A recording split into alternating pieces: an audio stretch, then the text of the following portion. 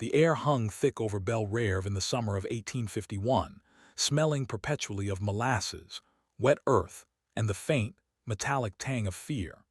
It was a suffocating beauty, where the Spanish moss dripped like tears from ancient oaks and the relentless sun bleached the ambition out of a man's bones. Every rustle of the cane leaves sounded like a whispered threat, a confirmation that surveillance was eternal. The scent of boiled sugar, the plantation's economic lifeblood, was inescapable, coating the throat and the skin, a constant reminder of the forced labor that sustained the estate. The earth itself seemed to be exhausted, holding the crushing weight of the cane and the silent weight of human misery under a relentless, blinding sky. The humidity itself seemed to press down on the plantation, turning every physical effort into an act of resistance. Elias moved through the fields with a practiced, almost mechanical grace, his back a map of controlled movement. His movements were so economical, so flawlessly repetitive, that they seemed to blend into the machinery of the plantation itself, eliminating any telltale sign of independent thought. His value lay not just in his immense strength, but in his calculated restraint, a quality the overseer mistook for docility, a sign of a spirit subdued and tamed for the master's ledger. The overseer, a coarse man named Silas, had once remarked that Elias was better than any horse, a crude compliment that Elias recorded internally as a measure of his successful deception. Elias knew better. His control was a shield, a rigid mental architecture built to keep the ever-present violence of the system from shattering his inner self. He had perfected the art of occupying space without presence, of performing labor without revealing thought, making himself functionally indispensable but intellectually invisible to his captors, a living ghost of competence. The psychological discipline required to maintain this facade was far more demanding than the physical labor. Every morning, he performed a silent inventory of his body and mind, checking for any lapse, a moment of distraction, a spontaneous sigh, a tremor of fury, and eradicating it with iron will. He subjected his sensory input to constant, brutal filtration. The stench of the slop bucket, the sizzle of fat in the master's kitchen, the distant shouts of Silas, all were reduced to pure, non-emotional data points. He lived in a state of controlled sensory deprivation, permitting only the specific sounds of the mill and the quiet hum of the night to penetrate his fortress mind. He was a man of quiet intelligence, a fact that made him both prized and perilous on the plantation. Master Jules relied on Elias' head for the intricate work, the maintenance of the sugar mill machinery, the precise timing of the irrigation sluices, work that required a mind they assumed was dulled by servitude, yet feared was sharp with awareness, a terrifying contradiction in their ordered world. Jules, a man driven by immediate, visceral profit, understood that the sheer complexity of the modern sugar production, the high-pressure steam engines, the delicate alignment of the centrifugal filters, the long-draining trenches, required a technical acumen he himself lacked. Jules's understanding ended where the grease began, forcing him to rely completely on Elias' expertise, a dependency that gnawed at the master's pride. Elias was the only one who could hear the subtle, necessary dysfunctions in the mill's massive engine, the silent tremors that signaled impending breakdown months before any white man noticed a dip in efficiency.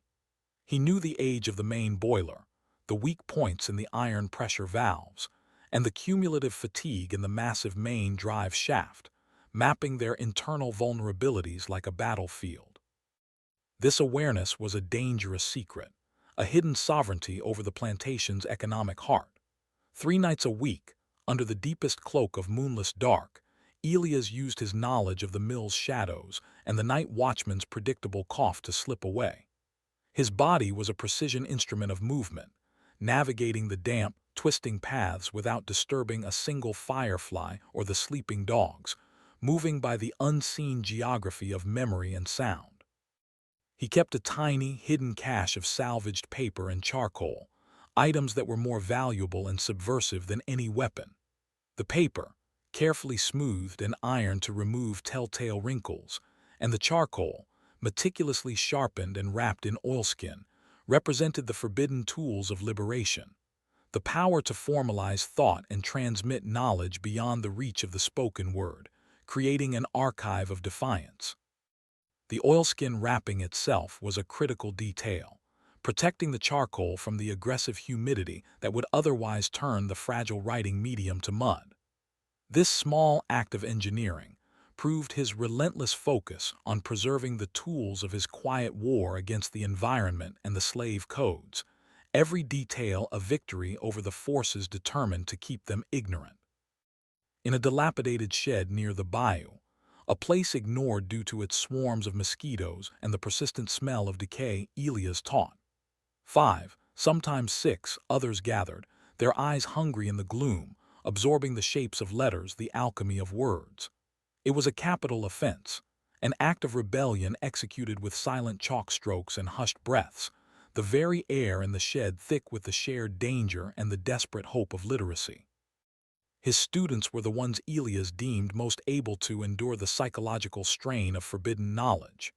The young, quick-witted field hand who could memorize long passages, the quiet laundry woman who moved between the house and the cabins and could carry messages, and the scarred, older man who remembered the narratives of their ancestral homes and anchored their lessons in history, providing context for their fight. Elias taught them that the alphabet was the first key to unlock the mind, allowing them to decipher the master's contracts, the abolitionist pamphlets rumored to cross the state lines, and ultimately, the map to freedom itself.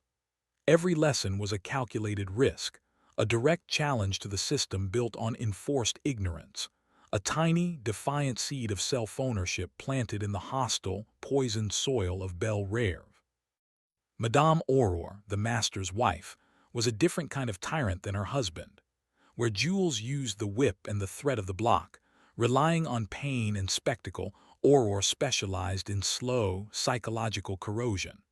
Her weapon was the control of the internal world, the destruction of moral and mental space, twisting the victim's own intellect against them. She was frail, cloaked in silk, and obsessed with an absolute, suffocating order that mirrored the rigid discipline of the house. She demanded the arrangement of flowers in the grand salon be refreshed precisely every 24 hours, and the dusting of ancestral portraits be perfect to the microsecond, ensuring that no object, living or inanimate, was allowed to exist outside her precise, fragile aesthetic, a desperate attempt to contain the wild nature she feared. Her favorite ritual was the daily review of the estate ledgers, a symbolic act of mastery over the profits generated by bodies she never saw. She often summoned Elias to the library to verify the mill's output figures, placing him deliberately close to her, in the rarefied air of mahogany and leather, a calculated intrusion that blurred the dangerous lines of her power, forcing him to witness her dominion over his productivity and his intrinsic worth. Elias stood motionless, his gaze fixed on the mahogany floorboards, speaking only when addressed, his voice low and precise, clipped to the minimum necessary words. Aurore didn't fear him. She was fascinated by his stillness, by the visible effort of his control, recognizing in him a mirror of her own relentless internal discipline, though employed for opposite ends. She saw his intelligence as a perfect tool, a keen edge she could utilize, and in doing so, claim dominion over his mind, a prize more coveted than his body or his labor. By possessing his intellect, she felt she possessed a piece of the rebellious genius she saw reflected in the forbidden books on her shelves, vicariously engaging with forbidden power, projecting her own desires onto his controlled existence.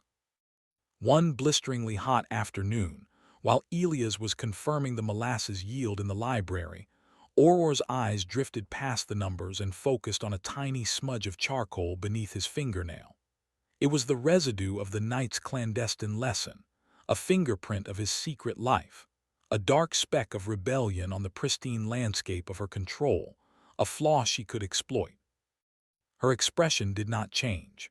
She simply ran a pale, cold finger down the column of figures he had written, lingering over the final sum of profit his labor provided, a silent assertion that she owned the fruit of his mind. Elias felt a spike of pure, crystalline dread, a cold wash that momentarily overwhelmed the discipline he relied on to keep his muscles from twitching, his breath from catching. It was the deepest fear, the recognition that his secret had been catalogued and filed, ready for future use, making him entirely vulnerable. Aurora dismissed him with a curt nod, her voice as smooth as river glass, yet the moment was a new knot tightening around his neck. He knew she hadn't missed the charcoal. She had recognized the signature of his private rebellion, and now, the rules of their quiet war had changed from simple servitude to a deadly game of intellectual leverage, where his students were the ultimate collateral in a battle of wills. He returned to his cabin, the familiar dread coalescing into a desperate need for caution. He immediately canceled the next 3 reading sessions, citing a fictional, sudden shift in the night watchman's route, using the cover of a false discipline to protect his actual defiance. Elias recognized Aurora's strategy. She wouldn't expose him and lose her psychological advantage. She would exploit him, using his secret as the ultimate, non-transferable bond of control. The true nature of her surveillance was revealed a week later. Aurora summoned him again, not to the library, but to the master's private study, a room Elias only entered for severe, formal instruction.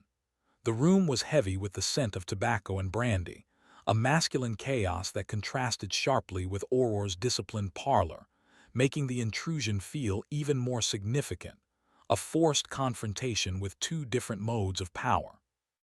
On the desk, nestled among financial documents and a silver inkwell, lay a partially dried reed, the exact type he used for chalking letters in the shed. The small, insignificant object was a massive, silent threat, a trophy of her penetration into his internal world, a complete failure of his security perimeter that proved her reach was absolute and immediate, extending into the most remote corners of the plantation. "You have a fine hand, Elias," she remarked, her eyes bright with a dangerous amusement resting on the reed. "But you must remember, only the master's words are written here. The paper is reserved for his dominion." She had found the shed, but she had only taken a token, a silent declaration that the secret was now hers to wield, a private currency of power she would not spend carelessly, preferring to let him suffer the weight of the knowledge and the constant threat of exposure. Elias could not panic. Panic was submission. He stared at the reed, then at her, and with an unreadable discipline he replied, "Understood, madame. The tool will be retired." It was a moment of profound psychological engagement, a silent bargain struck over the survival of his hidden community, an agreement to play her game on her terms, conceding the loss of the shed to protect the infinitely more valuable lessons held in his mind. Aurora had chosen to protect the secret, not out of mercy, but out of a perverse desire to control something utterly forbidden and purely hers, making his forbidden genius her private spectacle. Her power over him was now absolute, rooted in the knowledge that one word could destroy his life's work and the lives of those he taught. This secret control was her only true excitement in the stagnant, suffocating life of the plantation mistress, a dangerous, thrilling break from her own rigid schedule. Elias' days became a careful dance of perfection. He worked the mill with flawless execution, anticipating malfunctions before they occurred, sometimes preemptively performing complex repairs that saved Jules vast sums, further solidifying his functional indispensable status. He managed the stable hands with quiet authority, creating a flawless shield of productivity. This perfection was exhausting, every motion a lie performed for his overseers, a constant drain on his physical and mental reserves. He endured Aurora's increasingly intimate demands on his time, not physical, but intellectual. She forced him to debate philosophy, challenging his opinions on Aristotle and the romantic poets she imported from Paris, specifically focusing on texts that dealt with the legal definitions of property and humanity. She would press him on the nature of Enlightenment thinking. The selection of texts was a deliberate cruelty. She made him read excerpts from Montesquieu on the separation of powers and Rousseau on the social contract, then demanded he synthesize the arguments and apply them to the immutable structure of the plantation. She reveled in the impossible intellectual paradox she forced him to navigate, believing that the frustration would eventually break his disciplined mind. She treated him as a prized artifact of mind, a captive scholar, trapped in a body she owned, forcing him to engage with the very literature that discussed the rights of man and the nature of liberty. She would spend hours dissecting the structure of Virgil's Aeneid, demanding Elias analyze the moral implications of destiny versus free will, knowing the irony was a knife twisting in his gut, a constant reminder of his bondage and her intellectual supremacy. She seemed to take a venomous delight in forcing him to use his keen mind to articulate his own degradation, demanding elegant syntax and sophisticated arguments about chattel principles. He was made to argue the logical necessity of his own enslavement using the language of logic and reason, a profound and sickening form of intellectual bondage. This was the golden leash, binding him with the very capacity for abstract thought she admired and feared, making his intellect her psychological prisoner. The more brilliantly he argued for a poet's vision of universal justice, the tighter her control became, for she was the one who permitted that thought to exist. Her power derived from her complete, knowing awareness of the scope of his internal resistance. The psychic cost of this internal duality was immense. By day, he was the perfect automaton, the disciplined slave, performing intellectual servitude, a man without emotion or private self, his inner life walled off behind a perfect mask of granite. By night, he was the teacher, the whisperer of freedom, the quiet revolutionary, shouldering the weight of his students' futures, the one thread of true existence he held onto. He adopted a unique coping mechanism. He treated every debate with Aurore as a mental exercise, a sparring match where the goal was not to win the argument, but to refine his own thinking and maintain his emotional distance. He filed away her weaknesses, her vanity, her lack of genuine insight for later use, turning the library into a classroom for his own strategic mind. The pressure of maintaining two such contradictory existences, both under Aurore's shadow, threatened to tear his mind apart, leaving him with an acute sense of moral vertigo and constant exhaustion that only his self-imposed discipline could manage. His self-control was the dam holding back a flood of despair and rage. His memory became his most vital asset, holding the lessons and the escape plans in a mental vault where Aurore could not reach. He had to be perfect because he understood that Aurore was waiting, patiently, for the moment his composure would crack, for the flicker of weakness that would allow her to assert her dominion, and finally break the man beneath the perfect slave, ending his long, private war and destroying his clandestine community. One evening, Jules, frustrated by a poor yield report from the fields, vented his rage in the courtyard. The heat of the day and the financial pressure had made him volatile and desperate for a scapegoat. He was tired of the slow, methodical failure of the harvest, and he needed a quick, visceral outlet for his incompetence to reassure himself of his own mastery over the human element. The increasing financial tension was already manifesting. Jules had been drinking more heavily, his face etched with deeper lines of worry, not just greed.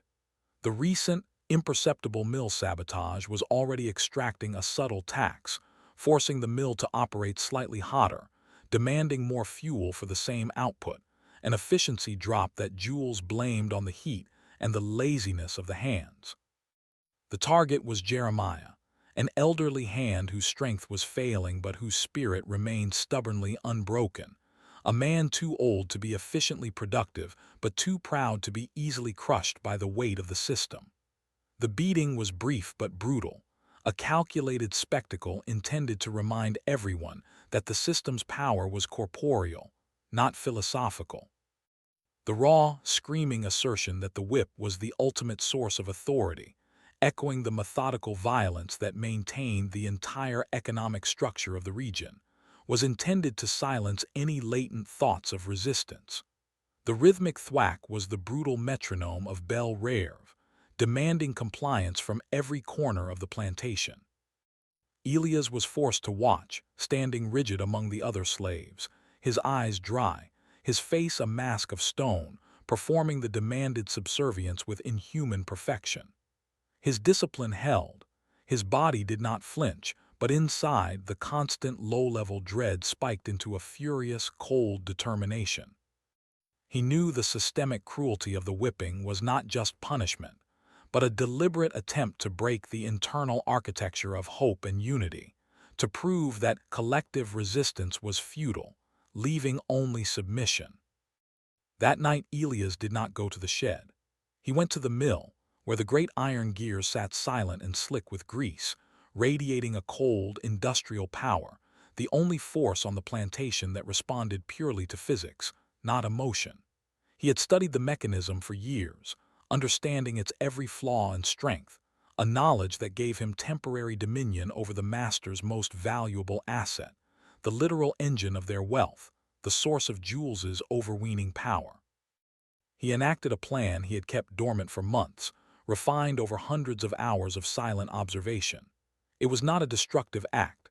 Destruction was easily discovered and brutally avenged, the consequence immediate and traceable.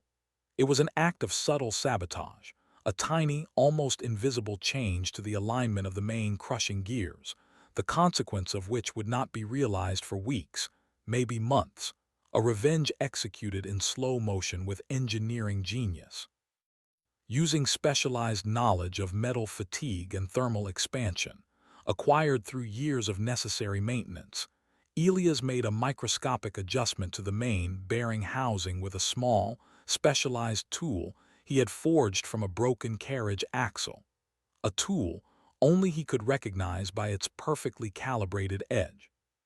The change was undetectable to the naked eye or even a cursory inspection by Jules's simple mechanics, but it shifted the rotational dynamics just enough to create an insidious, deep-seated friction. The friction was calculated to cause the mill to shudder almost imperceptibly at peak operating temperature, slowly generating metal dust and accelerating the wear on the main shaft. This silent, corrosive process was already underway, evidenced by the slightly higher temperature of the main drive bearings, a fact Jules dismissed as a ventilation issue rather than a mechanical failure. The gears would still crush the cane, masking the initial damage with the noise of daily operations, but they would grind together with microscopic imperfection, slowly but surely eating away at their own teeth, generating imperceptible metal dust that would circulate within the oil. This would require a massive, complex, and ruinously expensive replacement months down the line, timed to occur precisely when the next harvest was due and profits were critical, guaranteeing a severe financial shock. Elias returned to his cabin, feeling a dangerous, exhilarating calm. He had responded to the raw violence of the plantation with the precision of a clockmaker. He had used his intelligence, the very tool Aurora coveted, to strike back in a way that would be blamed on mechanical fatigue, not human resistance, an invisible wound on the master's ledger that would bleed slowly and devastatingly, destroying Jules's confidence in his own machinery. The following morning, Aurora called him to the house. She did not speak of the mill, the sabotage a quiet, ticking time bomb in the belly of the beast. Instead, she spoke of Jeremiah, the man beaten the night before. He is old, Elias. He requires care. The master cannot afford sentimentality, and the sight of him undermines the authority of the overseer. Her tone was detached, administrative, focusing only on the efficient removal of a broken resource from the sight of the profitable hands. She instructed Elias to move Jeremiah to the smokehouse, a cold, isolated structure generally used for curing meats, far from the warmth of the cabins, ensuring his suffering was unseen. She framed it as a compassionate relocation, but Elias knew the truth. The smokehouse was cold, damp, and lacked proper ventilation, a slow-death sentence wrapped in the language of mercy and efficiency, designed to remove the spectacle of a broken man while maintaining a facade of managerial competence. Elias saw the ultimate sophistication of her cruelty. By ordering him to oversee the slow decline of the injured man, she forced him to participate in the moral corrosion of the system, forcing his disciplined efficiency to serve her malice. She was testing his control, trying to break his spirit through complicity and enforced despair, making him choose between his self-preservation and his human compassion. He moved Jeremiah, cleaning his wounds with meticulous care, relying on his knowledge of basic first aid learned from a healer years ago. He moved with an urgency that belied his controlled exterior, knowing that every moment of delay could mean infection. He whispered words of comfort he dared not speak in the light, relying on the predictable silence of the midday sun when most were in the fields. He brought the man small, pilfered portions of medicinal herbs he ground himself from plants he knew grew hidden in the bayou, along with the news of the reading circle. The news, a brief, vital report on the progress of their lessons, proof that hope was still alive, was the best medicine. Jeremiah, despite his pain, became a covert communication hub, a place where news and hope were exchanged under the guise of medical treatment. Elias devised a system using the placement of Jeremiah's water tin outside the smokehouse door. If the tin was upright, the night was safe for travel. If it was overturned, an unscheduled patrol was due. This small, mundane detail became a critical piece of their internal security network. In these tiny, concealed acts of defiance, the stolen medicine, the whispered news, the gentle application of salves, Elias maintained the integrity of his inner self, fighting Auror's psychological assault by creating a pocket of unauthorized humanity.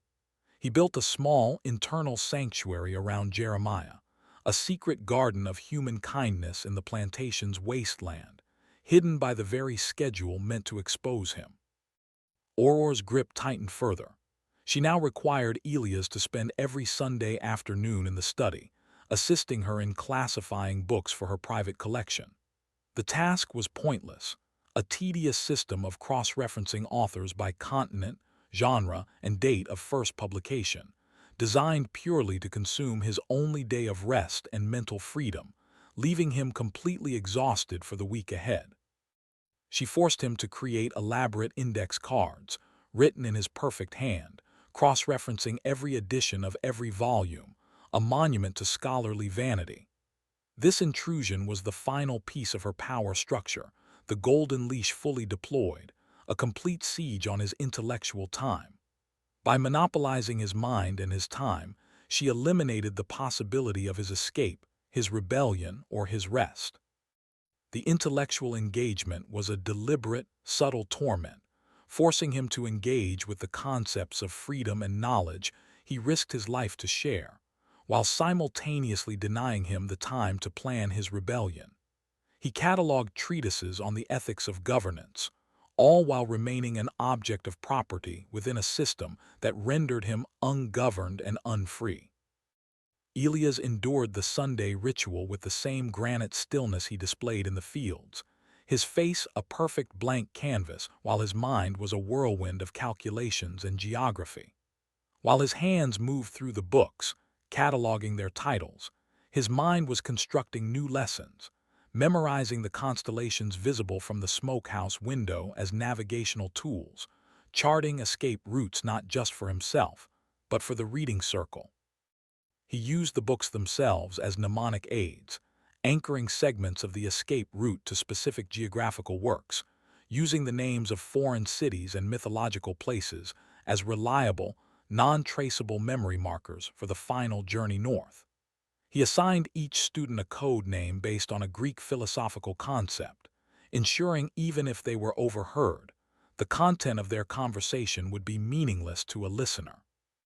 The memory of the philosophical debates was used to construct the moral framework for his impending, massive act of chaos. He realized the true horror of his situation.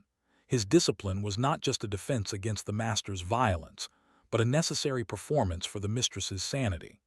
His perfect obedience fed her need for control, keeping her watchful eye focused on the house, away from the bayou shed and the sick man, a dangerous and necessary symbiosis that could snap at any moment. His work in the mill, his patient care of Jeremiah, his silent study with Aurora. All were elements of a complex, three-dimensional game of chess against the plantation regime. Every move had to be perfect, because failure meant not just death, but the end of hope and the betrayal of his commitment to his hidden community, an outcome he would not permit. The whip lay dormant, but its shadow stretched over every hour of his life, a constant psychological flail. That omnipresent threat was the engine of his iron control, a constant reminder that any lapse in discipline, a misplaced word, a moment of visible fatigue, could result in catastrophic reprisal, not just for him, but for Jeremiah and the students in the shed. Elia's final strategy crystallized during a silent, three-hour cataloging session, where Aurora only once lifted her eyes from her embroidery to correct his placement of a Latin grammar text. He knew the mill's mechanical sabotage would eventually reveal itself in a burst of destructive noise and molten metal, leading to immediate suspicion and investigation, destroying the delicate balance he had achieved. The slow sabotage was the ignition, but the flood would be the necessary cover. The financial pressure on Jules was mounting visibly. He had begun snapping at overseers over minor expenses and was seen poring over loan documents, the mill's growing inefficiency gnawing at his capital. The time was ripe for the diversion. He needed a distraction, an event so massive and sudden that it would temporarily paralyze the plantation's system of surveillance and control, granting his reading circle the window they needed to flee. The distraction could not be violent. It had to be a failure of the environment, a collapse of the very natural order Aurora believed she commanded and Jules thought he had mastered, a tragedy beyond human accountability, a true act of God that would absolve human suspicion. He began studying the low water marks of the bayou, the signs of the seasonal shift in the river's flow, and the plantation's inadequate flood defenses. Jules, in his arrogance and greed, had dismissed the old warnings of the local free people about the river's habits, relying instead on cheap, hastily constructed levees, a fundamental flaw Elias intended to exploit, using Jules's own hubris against him and harnessing the power of the overlooked natural world. He observed the subtle hydrostatic pressure against the levee, the soil composition of the river bank, and the precise velocity of the current after a heavy inland rain, calculating the maximum stress points where the earth was weakest due to poor compaction. He knew the river was a patient, relentless enemy, and Jules had given it an opening. Elias decided he would use the water, the ultimate symbol of chaos, as his weapon, deploying its raw, unpredictable power with engineered precision, turning the river into an accomplice and the plantation into a swamp. He would use the power of nature to restore a balance that man had destroyed. He would orchestrate a breach, a slow, controlled flooding of the cane fields that would appear as a natural disaster, a failure of the river bank, not human hands. He calculated the necessary depth of the trench, the required timing of the high water crest, and the exact moment to make the initial cut to ensure the water's erosion, did the rest of the work silently, convincingly, overwhelming the plantation's capacity to respond quickly. The water would rise slowly at first, giving the appearance of normal swelling, then accelerating to catastrophic failure in the dead of night, a terrifying crescendo of rushing water. The subsequent chaos of moving the cane, the loss of the harvest, and the financial shock would consume the master and the mistress entirely, forcing their focus outward, away from the small, vital truth of the bayou shed and the smokehouse. The flood would be their ultimate lesson in the limits of their control, a financial and emotional catastrophe that would eclipse any concern about a few missing people. His discipline was now directed toward mastering the chaotic power of the water. He measured the thickness of the retaining wall using a long, calibrated reed taken during his work near the sluices, calculated the exact sequence of cuts and trenches needed to initiate a gradual, non-obvious failure, and timed it to the season's predicted high-water crest, which was only a few weeks away, following a series of heavy storms he had tracked through the almanacs of Aurora's library. The risk was total, requiring him to be in the bayou at the height of the storm, working in chest-deep, surging water with only a shovel and a prayer. He planned to open a small, crucial weak point in the levee's foundation, a subtle tear in the fabric of the earth, allowing the water to begin its slow, destructive seep hours before the main crest, ensuring the eventual collapse looked gradual and catastrophic, a tragic inevitability that no human could have prevented. He had chosen the night of the new moon, when the darkness would be absolute and his actions invisible. He chose the 5 members of the reading circle, providing them with memorized codes, a series of knocks, and a specific sequence of musical notes he had taught them to hum, to recognize a messenger he would send when the flood chaos began. They were to follow the old, deep forest route, marked by symbols Elias had discreetly carved into ancient oak trunks over years, symbols that appeared to be natural scarring or animal claw marks, using the language of the wilderness as their guide. He instructed the laundry woman, his most discreet messenger, to go to Jeremiah first.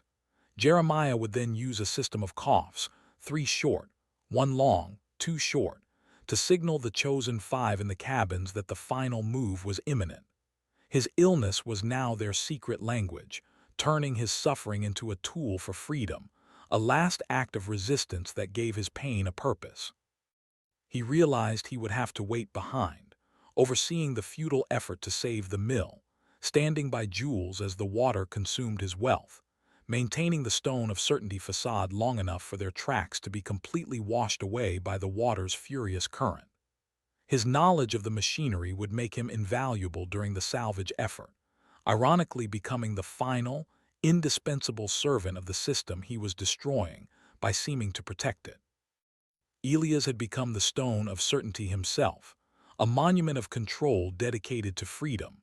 His final, terrible act of obedience was the necessary cover for his act of ultimate defiance, the perfect performance of servitude designed to camouflage a revolution built on water, darkness, and the power of the written word.